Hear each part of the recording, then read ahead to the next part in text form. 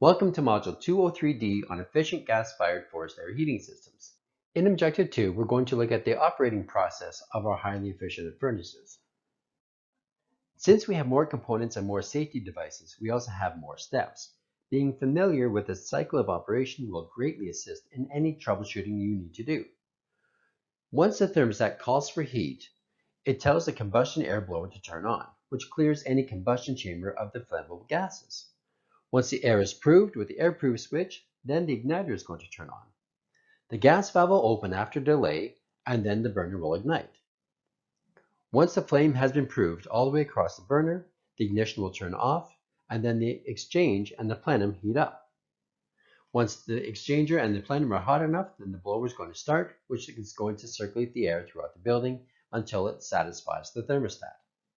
Once the stat is satisfied, the burners will turn off. However, both the main fan and the combustion air blower will keep going. Once the room is cooled off enough, then the main fan is going to shut off and the combustion air blower is going to turn off after a certain amount of time to make sure that any flammable gases are no longer inside the combustion chamber.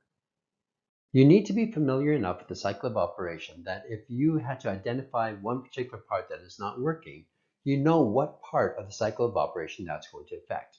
For example, for the air-proof switch, if that is not properly closing, then you could see that it's the third step that's going to be affected by the air-proof switch. Therefore, nothing beyond that step will happen. We can use this method in order to properly troubleshoot any furnace.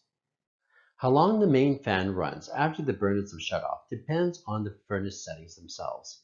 We want to set it up so that the blower is going to run long enough to exhaust all the warm air out of the ducts, but not so long as that we're going to be pushing cold air back into the rooms again.